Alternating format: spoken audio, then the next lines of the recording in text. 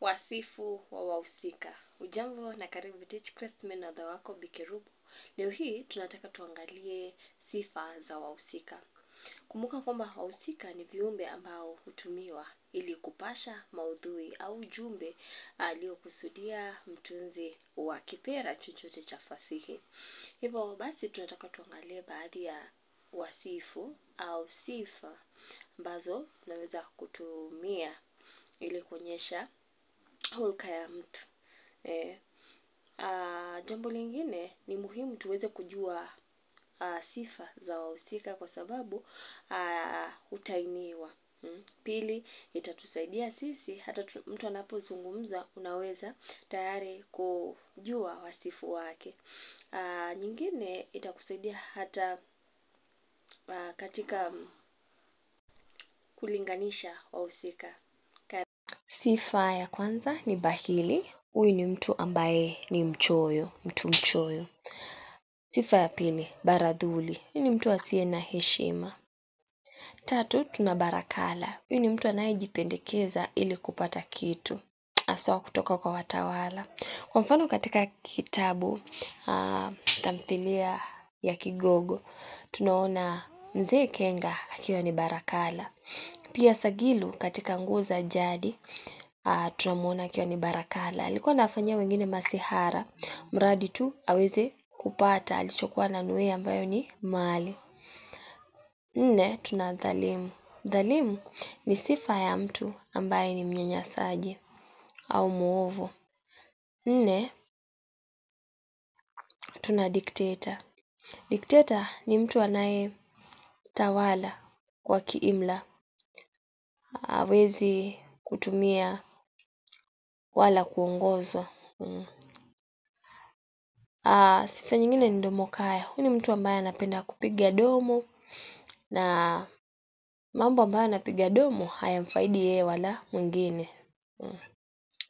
Kisha tuna fisadi. Huyu ni mtu anayefisidi wengine. Kwa mfano ukiangalia katika Diwani ya Mapambazuko ya Machweo, hadithi ya Kifo cha Suluhu, tunamuona Suluhu alikuwa ni fisadi kwa sababu aliweza kumnyang'anya mamake Abigail shamba lake. Tunamuona akiwa ni fisadi. Kisha kuna hasidi. Huyu ni mtu ambaye ni muovu, ambaye anawaendea wengine kinyume. Kisha tuna jasiri. Kisawe chake ni mkakamavu. Huyu ni mtu ambaye ana uwezo, haogopi.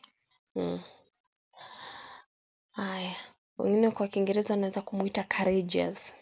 Kisha tuna jirani mwema. Huyu ni mtu ambaye ni jirani mzuri. Mtu kama Dina katika tamthilia ya Bembea ya Maisha, tunamuona akiwa ni jirani mwema, anapoitwa anaitika na anaenda anamsaidia Sara kupika. Kisha tuna Karimu. Huyu ni mtu ambaye ni mwepesi wa kutoa. Generous. Kisha tuna Katili. Huyu ni mtu ambaye ananyanyasa wengine. Kisha tuna Karagosi au Kibaraka. Huyu ni mtu ambaye yu kiwango cha chini na hutumiwa na wengine. Ukiangalia kama Nguu za Jadi, tunapata kwamba Mrima alikuwa ni Karagosi. Hapo mwanzo alikuwa anatumiwa na mtu kama Sagilu ili aweze kusaliti jamii yake ya Waketwa. Kisha kuna Kigeugeu. Kigeugeu ni mtu ambaye anabadilika kama lumbwi, chameleon. Anageuka kama kigeugeu. Kisha kuna Lagai. Huyu ni mtu mdanganyifu. Kwa Kiingereza tunaweza kumuita con. Kuna Limbukeni. Huyu ni mtu ambaye anafanya jambo kwa mara ya kwanza. Ni fresha. Au wengine wanaweza kumuita mshamba. Mtu kama Yona katika tamthilia Bembea ya Maisha alikuwa limbukeni. Kumbuka alikuwa mhubiri kabla aweze kushawishiwa na wenzake kutumia pombe. Kisha kuna mbaguzi, huyu ni mtu anayebagua. Kwa mfano ukiangalia katika diwani ya pambazuko ya machweo, hadithi ya Sabina, utapata Yunuki alikuwa mbaguzi. Alikuwa na bagua Sabina kutoka kwa wanawe. Hivyo kwamba hata kuitisha maji. Angemuitisha Sabina hata kama yu shambani, ilhali watoto wake wamelaza tu damu. Mbaraza, huyu ni mtu ambaye anaweza kushiriki katika gumzo na wengine na wakaelewana kule barazani. Kisha kuna mbinafsi, huyu ni mtu anayejipenda tu. Ukiangalia katika nguzo za jadi, na kuna watu wengi ambao ni wabinafsi. Mtu kama Sihaba, kwa kusudi kwamba anataka pesa, unaona anatumia watoto wao wenyewe. Kuna Sagilu ambaye pia ni mbinafsi. Kuna Mrima ambaye baada ya kupewa ile hongo anaenda na ponda mali peke yake, akumbuke familia yake. Hivyo tunamuona akiwa ni mbinafsi. Kisha kuna Mbishi, huyu ni mtu anayependa kubishana. Ukiangalia tamthilia ya Bembea ya Maisha, tunamuona Neema kwa kesi fulani Bunju akiwa ni wabishi, wanapenda kubishana tu. Kisha kuna Mcha Mungu, huyu ni mtu anayeamini katika dini na anaamini kuwepo kwa Mungu. Sifa nyingine ni mchache wa fadhila. Huyu ni mtu ambaye hana shukran, hivyo tutamuita mchache wa fadhila. Mwingine ni mchache wa haiba. Huyu ni mtu ambaye ana haraka ya kukasirika, nakasirishwa na mambo madogo madogo tu. Kisha kuna mchache wa subira. Huyu ni mtu asiye na subra, impatient. Kwa Kiingereza tunasema impatient. Haswa kizazi cha leo cha microwave, wanataka mambo yafanywe haraka haraka, wanasubira. Sifa nyingine ni mchangamfu. Huyu ni mtu ambaye amechangamka na bashasha, mchangamfu. Kisha tuna sifa ya mtu ambaye ni mchapakazi. Huyu ni mtu anayejitahidi maishani. Mwingine anaweza sema kwamba ni mwenye bidii. Na ukiangalia katika vitabu teule, kuna watu wengi ambao ni wachapakazi. Ukiangalia mtu kama Mangwasha, alikuwa ni mchapakazi. Kuna Mrima ambaye pia alikuwa anachapa kazi, alikuwa wa kwanza kuingia kazini na wa mwisho kutoka. Kuna watu kama Bonjo, Neema, hao ni wachapa kazi wote.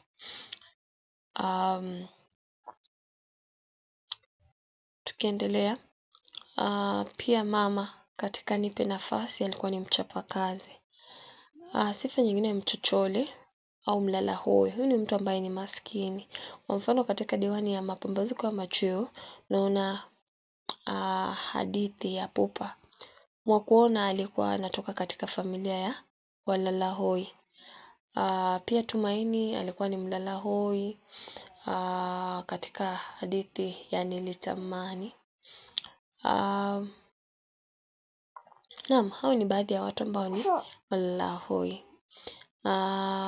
Kisha kuna Mcheshi au Msondani. Huyu ni mtu ambaye ana uwezo wa kuchekesha watu. Kisha kuna Mchochezi. Huyu ni mtu aliye na sifa ya kuchonganisha watu. Anaweza fanya waweze kuchafana. Sifa nyingine ni Mchokozi. Huyu ni mtu anayechokoza. Mchopozi, mtu anayechopoa vitu kutoka kwa watu wengine. Inaweza kuwa pesa, pickpocket, ndio anaitwa mchopozi. Kisha kuna Mchuro. Huyu ni mtu aliye na kisirani. Kwa mfano Bunju alikuwa na kisirani kwamba Lemi anapanda alama na kushuka nambari. Kilikuwa kisirani tu.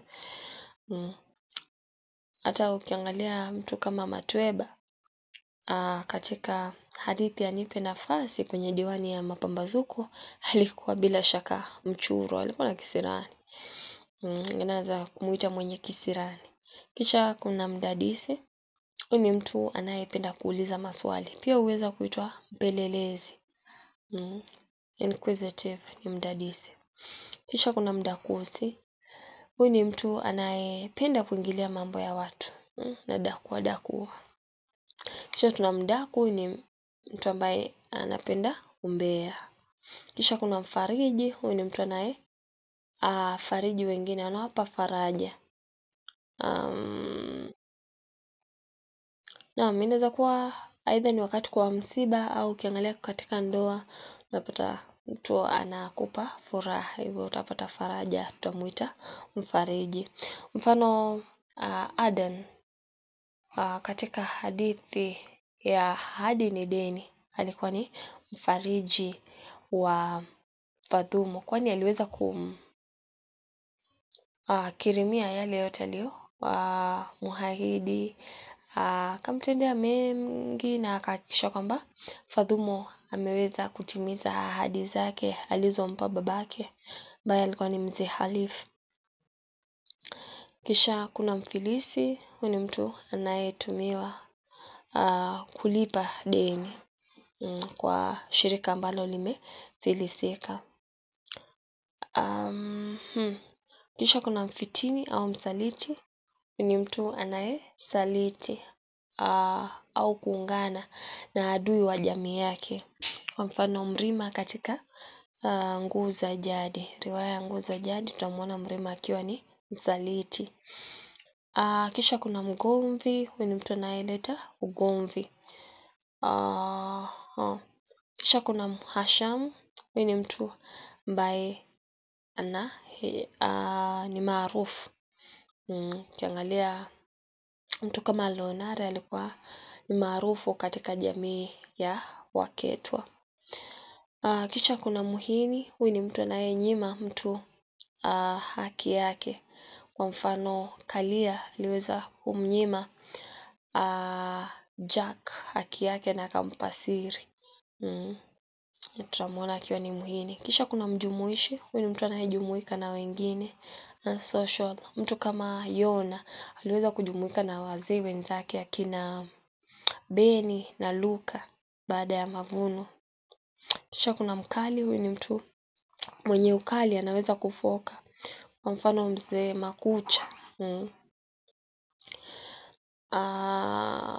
Pia wale walevi katika Nguu za Jadi tunawaona wakiwa ni wakali. Kisha kuna mkandamizaji. Huyu ni mtu anayenyanyasa au kukandamiza wengine. Kisha tuna mkware au washerati. Huyu ni mtu ambaye anapenda kufanya ngono na watu tofauti tofauti. Unaweza kumuita promiscuous au mzinzi. Kisha kuna mkengeushi. Huyu ni mtu ambaye hafuati tamaduni au mila ambazo ziko katika jamii. Amebadilika, hivyo tunamuita mkengeushi. Kwa mfano Asna katika Bembea ya Maisha. Kisha kuna mkoloni. Huyu ni mtu anayetawala wengine katika nchi ambayo si yake kwa ajili ya kufaidi nchi yake. Huyu ni mkoloni. Na tuna ukoloni mara mbili, ukoloni mkongwe na pia ukoloni mamboleo. Haya, colonialist. Kisha kuna mkombozi. Huyu ni mtu anayekomboa watu kutoka hatari fulani. Kwa mfano Mangosha na Bungulu katika riwaya ya Nguu za Jadi waliweza kuokoa wale vidosho waliokuwa katika Red Beach Lodging. Kisha kuna mkopi. Huyu ni mtu ambaye anapenda kukopa. Kisha kuna mkora. Mtu ambaye hufanya mambo ya uhuni. Kwa mfano ukiangalia Kigogo, muhuni alikuwa ni ngurumo kwenye mambo ya kihuni. Kisha kuna mkorofi. Huyu ni mtu mwenye matata au pia mtu ambaye hana baraka ya kupata riziki. Naam, anafanya kazi lakini hajui pesa zinaenda wapi. Huyu ni mkorofi. Kisha kuna mkosefu au mtovu. Huyu ni mtu ambaye amekosea sheria fulani. Kwa mfano mzee Sagilu tunamuona ni mkosefu au mtovu kwa sababu alikosa kufuata kanuni za jamii yake pale alipo hakuwa na usuhuba na tumutaje mkwe wake ambaye ni Cheia, daughter in law. Tutarajie hayo, hivyo tunamuona akiwa mkosefu au mtovu, na ndiposa ilimbidi aende kwao, aende kufanyiwa maapizo na matambiko. Kisha kuna mkwasi, huyu ni mtu ambaye ni tajiri. Kwa mfano katika hadithi ya Nilitamani, tunamuona Nina akiwa ni mkwasi. Na unaweza ona haya kupitia jinsi mtu anavyozungumza, anaishi wapi, anatembea na magari yapi, tutaweza kumuona akiwa ni mkwasi. Kisha kuna mkuza, huyu ni mtu anayetengeneza vitu. Naam, ukiangalia mtu kama Ali Imani aliweza kuanzisha kanisa lake. Hivyo kama mwanzilishi tunaweza kusema kwamba ni ana sifa ya mkuza. Mlalamishi huyu ni mtu anayependa kulalamika. Kama Bunju, analalamika kwamba Neema ana hela lakini bado anazidi kumuomba. Mara pesa hazitoshi, tunamuona akiwa analalamika. Kisha kuna mlalavi, huyu ni mtu ambaye anageuka geuka anapolala. Kisha tuna mlevi, huyu ni mtu ambaye ameathiriwa na vileo kama vile pombe na dawa zingine za kulevya. Kisha kuna mlezi. Unaposema mlezi unaweza kutuambia ni mlezi wa aina gani? Aidha mtu ni mlezi mwema au ni mlezi mbaya. Ukiangalia mtu kama Mangwasha ni mlezi mwema, amehakikisha kwamba wanawe wanakula kila jioni, wanavaa sare ijapokuwa ilikuwa mararu, anahakikisha kwamba anawasaidia kufanya kazi zao za shuleni. Ukiangalia katika hadithi ya Pupa, tunaona baadhi ya wazazi hawajawajibika. Ni walezi wabaya, haswa wale ambao walikuwa wanapenda watoto wao kwenda kwa sihaba ili wapate kipato kutokana na ukahaba. Tunaona kama walezi wabaya. Kisha kuna mlimwengu. Huyu ni mtu ambaye anaweza kuishi na wengine vizuri, global citizen. Hivyo tunamuita mlimwengu.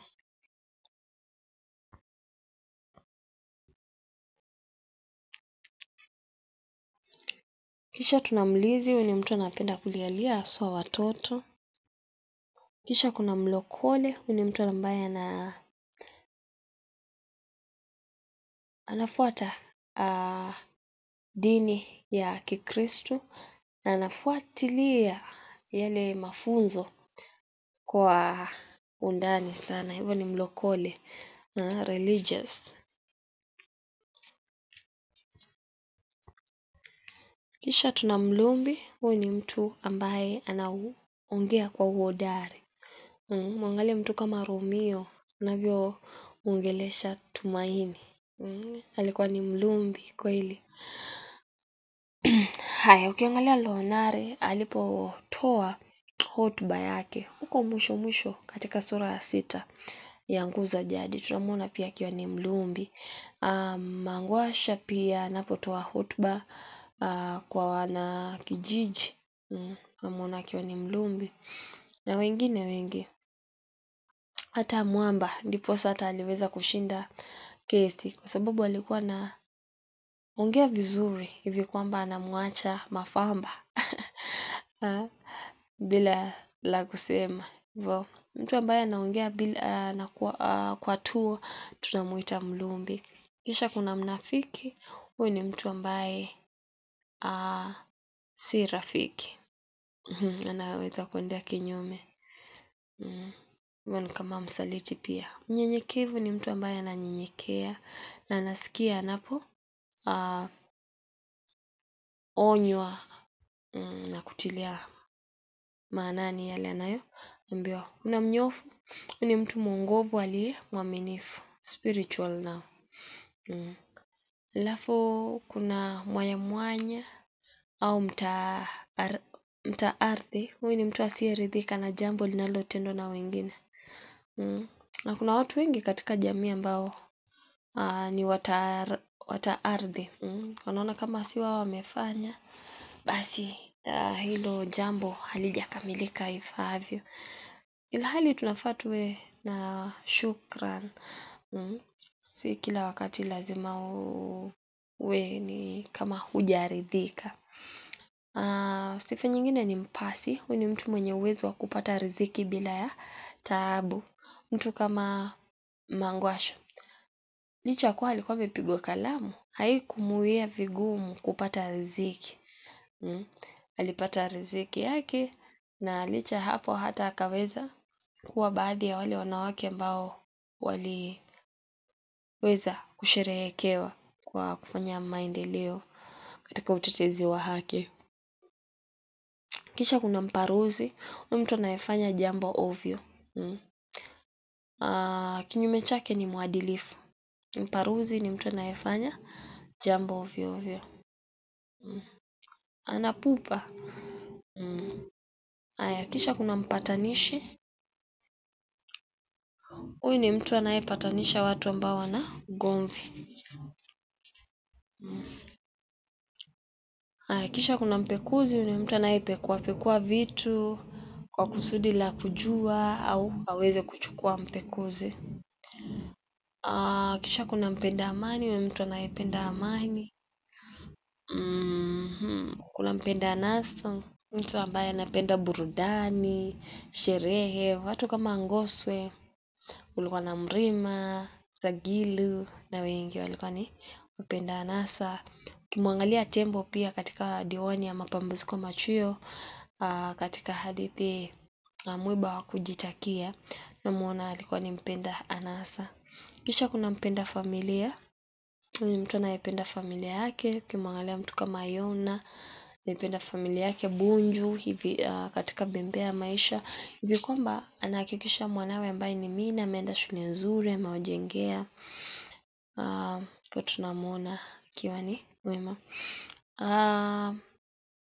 Sifa nyingine ni mpembuzi. Huyu ni mtu ambaye anapenda kuchambua mambo.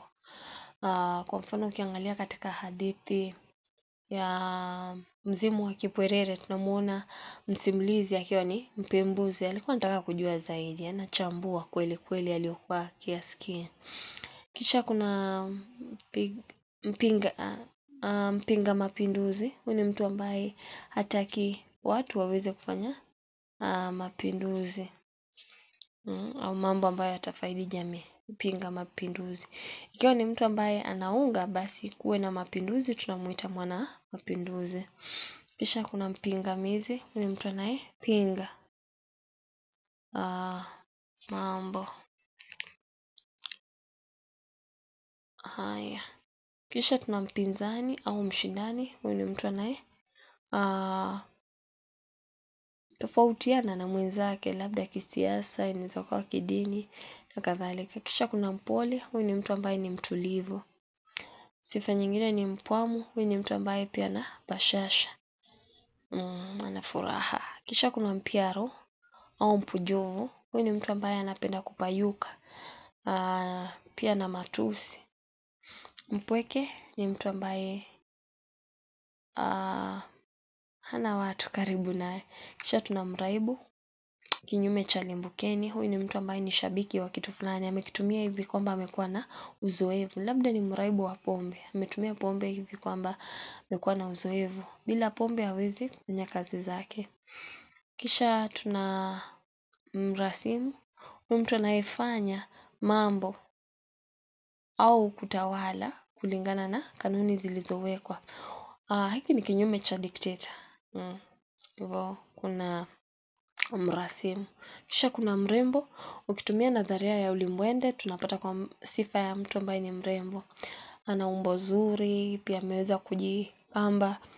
Hivyo tutamuita mrembo. Ikiwa ni mvulana, tutamuita mtanashati. Haya. Kisha tuna mroho au mlafi, huyu ni mtu ambaye anakula kwa haraka haraka. Gluttony. Na wakati mwingi tulikuwa tunatumia hiyo kama sifa ya kukejeli pupa. Mwingine ni msahaulifu, huyu ni mtu anayesahau. Msamehevu, huyu ni mtu anayeweza kusamehea wengine. Hapa inahitaji neema ya Mungu, si rahisi kusamehea. Haya, kisha kuna mshauri mwema.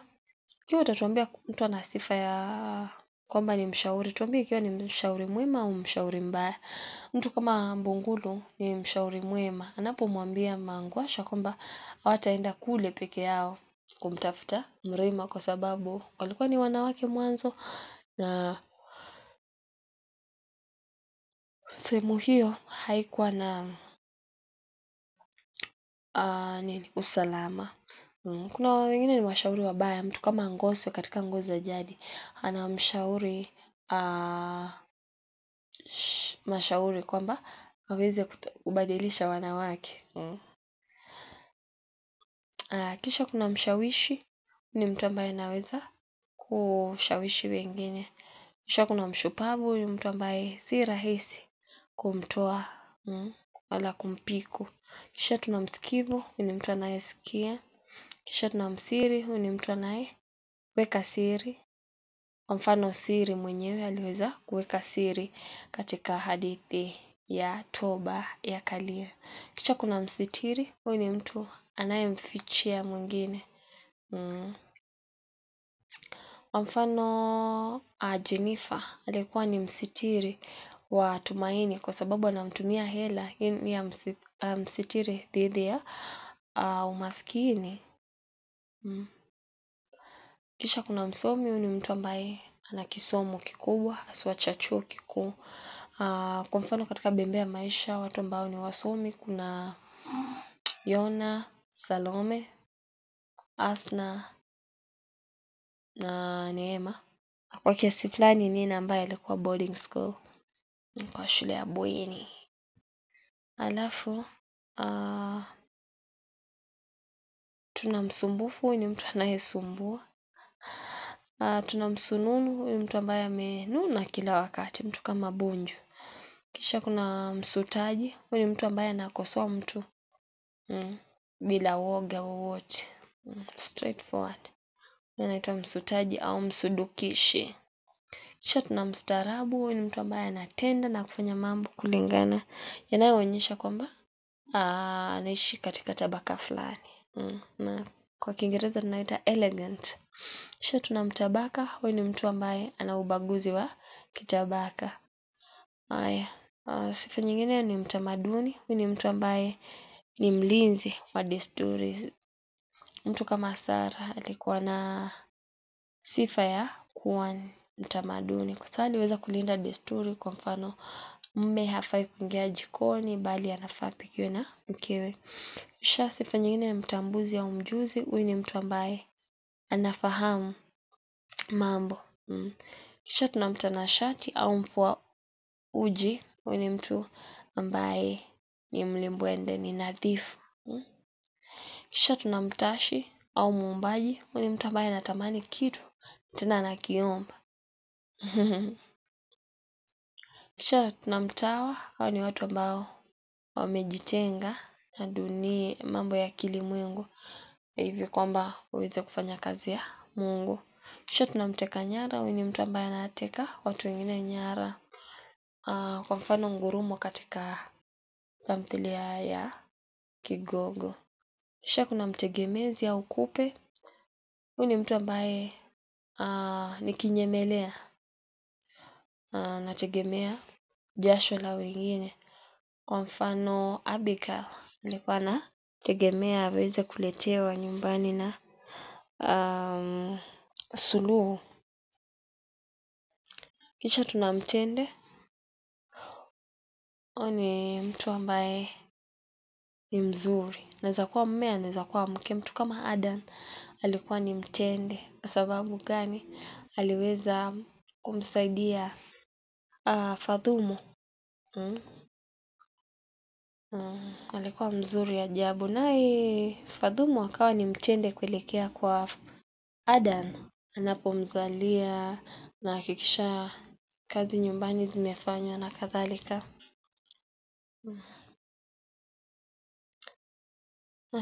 But kimsingi tunaona mtu ambaye alikuwa ni mtende kabisa pale alikuwa ni Adan. Hata anapoulizwa na mjomba wake tunaona alitoka bila kusema chochote. Aliposutwa na mjomba, yeye alisimama. Kisha tuna mtiifu, ni mtu anayetii. Kisha tuna mtoro, kwa Kiingereza ni truant. Ni mtu ambaye anatoroka, anakimbia mahali au hayupo anapostahili kuwa. Mfano kama ni mwanafunzi tunatarajia awe darasani. Ikiwa atakuwa ametoroka shuleni, basi tutamuita mtoro. Kisha kuna mtukutu au mtundu. Huyu ni mtu ambaye anasumbua, msumbufu.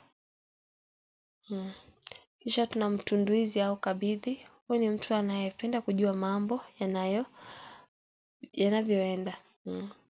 So huyu utapata ako updated with current affairs.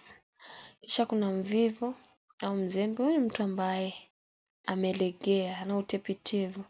Kwa mfano Hasna katika Bembea ya Maisha alikuwa ni mtepetevu. Ikija kwa kupika, sekta ya kupika hakuwa hivyo, basi alikuwa anaona chai na mkate basi tosha. Kisha tuna mvumilivu, mtu ambaye anastahimili. Kwa mfano Sara kustahimili kusimangwa pale ambapo hakuwa na mtoto, na hata baada ya kupata watoto waliweza kuzidi kuzungumziwa, lakini alivumilia. Hivyo tunamuona akiwa ni mvumilivu.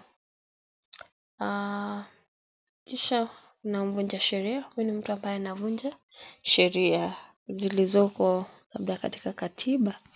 Kwa mfano Ngoswe ni mvunja sheria. Sheria ilikuwa ni kwamba dawa za kulevya zilikuwa zimepigwa marufuku, lakini yeye tunaona alikuwa na utando mkubwa wa kusambaza dawa hizi. Tunamuona akiwa ni mvunja sheria. Hata msimulizi katika Mzimu wa Kipurere alikuwa mvunja sheria.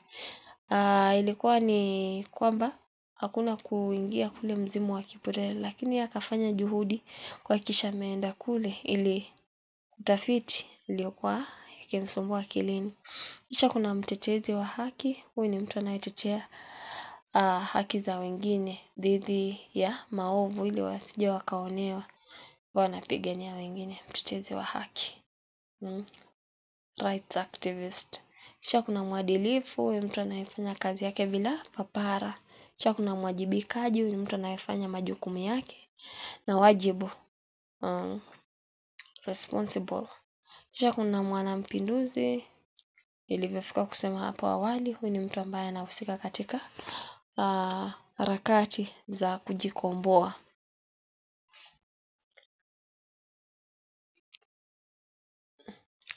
Sifa zingine tuna mwehu. Huyu ni mtu aliyechanganyikiwa. Kisha tuna mwenye adabu. Ni mtu aliye na heshima. Kisha tuna mwenye bezo. Ni mtu aliye na dharau. Mwenye busara ni mtu ambaye ana hekima. Mtu kama Lonare katika Nguzo Jadi ni mwenye busara. Kisha tuna mwenye chuki. Ni mtu anayechukia wengine. Kwa mfano Sihaba anachukia kina Waketwa. Pia ukimwangalia mtu kama Chifu Mshabaha alikuwa na chuki dhidi ya Mrima na Mangwasha walipokuwa wanandoa. Kisha kuna mwenye hasira. Huyu ni mtu aliye na hasira. Kwa mfano Lonare anakasirika kwamba Mrima alikuwa ni msaliti. Kisha kuna mwenye heshima. Ni mtu aliye na heshima nilivyotangulia kusema. Mwenye huzuni. Huyu ni mtu aliye na huzuni au simanzi. Kisha kuna mwenye kiburi. Huyu ni mtu aliye na majitapo. Huyu unapata ni mjeuri kwa kiasi fulani. Itakuwa ni mwenye kiburi. Kisha kuna mwenye kejeli. Huyu ni mtu anayependa kudhihaki wengine. Mtu kama Chifu Mshabaha aliweza kudhihaki Mangwasha eti wengine wapate jeshi la watoto. kwamba wangeenda fungate kokote na kadhalika. Kisha kuna mwenye kujiamini, confident, mtu anayejiamini kwamba anaweza kutenda. Mtu kama Fadhumu aliweza kujiamini kwamba hata licha ya miaka 6 angeweza kurudi shuleni na kuendelea na maisha yake. Kisha kuna mwenye kujali maslahi, huyu ni mtu anayejali maslahi ya wengine. Mfano Lonare alikuwa anajali maslahi ya watu, ndiposa hata anamuasa Ngoswe aweze kuacha kufanya ulanguzi wa mihadarati. Kuna mtu kama Mangwasha ambaye pia alikuwa anajali maslahi ya vijana kule mjini. Bungulu pia aliweza kujali maslahi ya watoto wale vidosho kule Red Beach Lodge. Nyingine ni mwenye kujitunza, ni mtu anayejitunza. Kuna mwenye kutimiza ahadi, ni mtu ambaye ni promise keeper, anaweza kutimiza ahadi ambazo ametoa. Mtu kama Adan alikuwa ni mwenye kutimiza ahadi. Ni mwenye kukata tamaa, ukiangalia kama bembea ya maisha. Yona alikuwa ameanza kukata tamaa. Kisha kuna mwenye kuridhika, huyu ni mtu ambaye anaridhika. Mfano Sara anaridhika kwamba watoto wake sasa hivi wanaweza kujifanyia mambo licha kwa hapo awali waliweza kuchekwa. Kisha kuna sifa nyingine ambaye ni mwenye kutia moyo, ni mtu ambaye ana uwezo wa kutia wengine moyo kama Sara kupitia ushauri wake. Kisha kuna mwenye mzaha, huyu ni mtu ambaye ana michezo ama utani. Kisha kuna mwenye pupa, huyu ni mtu aliye na pupa maishani. Kwa mfano Mwakuona katika hadithi Pupa, yeye alitaka tu aweze kutajirika kwa haraka sana, hivyo tunamuona akiwa ni mwenye pupa. Kisha kuna mwenye majuto, huyu ni mtu ambaye anajutia yale aliyofanya. Kwa mfano Tembo anapoandika ile barua kuelekea kwa Emi wake, tunamuona akiwa na majuto. Kisha kuna mwenye majivuno, huyu mtu ambaye anajigamba. Kisha kuna mwenye maono, huyu ni mtu aliye na maono au ndoto za maisha ya hapo usoni. Kisha kuna mwenye mawazo, na mawazo naweza sema ni aidha ni mawazo finyu au mawazo maovu au mawazo pevu au mawazo tele, inategemea sifa ya mtu mwenyewe. Yaani mtu ambaye mawazo yake kwa kiasi fulani unaona yamekosa umantiki, basi tutayaita mawazo finyu. Mwingine labda anataka kuua wenzake au kufanya mambo ambayo ni ya kidhalimu, anataka kujinyonga, haya yatakuwa ni mawazo maovu. Kuna mawazo mengine ambayo ni mazuri, labda unataka kuona maendeleo, hivyo unaweza kusema. Mwingine unapata uko katika mawazo tele, mtu kama Neema hivi kwamba hakumsikia mumewe akiingia chumbani. Mwingine ni mwenye shaka, huyu ni mtu aliye na wasiwasi. Kisha kuna mwenye shauku, huyu ni mtu mwenye hamu haswa ya kimapenzi. Kisha kuna mwenye shukran, huyu ni mtu ambaye ni mwingi wa kushukuru. Kisha kuna mwenye simanzi, nishasema hiyo. Mwenye tamaa ni mtu anayetamani. Kisha kuna mwenye tahadhari, ni mtu anayefanya mambo yake akiwa anajitahadhari dhidi ya hatari, cautious. Kisha kuna mwenye tumaini, huyu ni mtu aliye na matamanio au anatarajia kwamba mambo yatamtengenea vizuri, hivyo tunamuita mwenye tumaini. Kisha kuna mwenye utu, huyu ni mtu aliye na utu, humane. Hivyo anafanya mambo ambayo ni kinyume cha wale ambao wanafanya mambo ya kunyanyasa wengine. Mtu kama Leonare alikuwa na utu hivi kwamba angesomesha watoto wa jamii. Aliweza kuenda kuhakikisha kwamba kuna mahema ambayo watu wangesimika yawatoshe kabisa vyakula. Hivyo tunamuona akiwa ni mwenye kujali maslahi ya watu, na pia tunamuona ni mwenye utu. Kisha kuna mwenye vitisho, ni watu wanaotisha watu. Vitisho vingi huwa ni vitisho baridi. Mtu kama Sagilo anapambana na Mrima, anamwambia mambo, kisha hata anamtumia hata barua. Ile ilikuwa ni mwenye vitisho. Kisha kuna mwepesi wa kulia. Mtu kama Jack alikuwa ni mwepesi wa kulia. Kisha kuna mwepesi wa kushawishika. Mtu ambaye anaweza kushawishika kwa haraka sana. Easily convinced. Mtu kama Yona alipokubali kuanza kutumia mihadarati ile. Kisha kuna mwerevu. Mtu ambaye ana akili nzuri, ni mjanja kwa kiasi fulani. Kisha kuna Mwima. Mtu ambaye hapendi kukaa mahali sana. Kwa Kikisii tunasema arima tenena.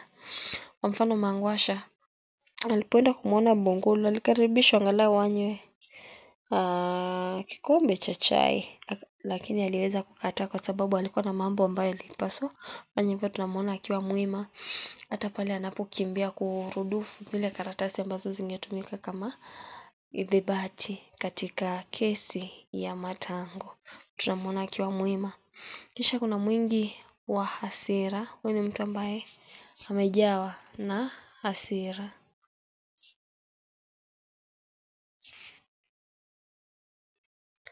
Kisha kuna mwizi au mkupuzi. Huyu ni mtu anayechukua vitu vya watu bila idhini yao. Kisha kuna mwoga. Huyu ni mtu ambaye anaogopa.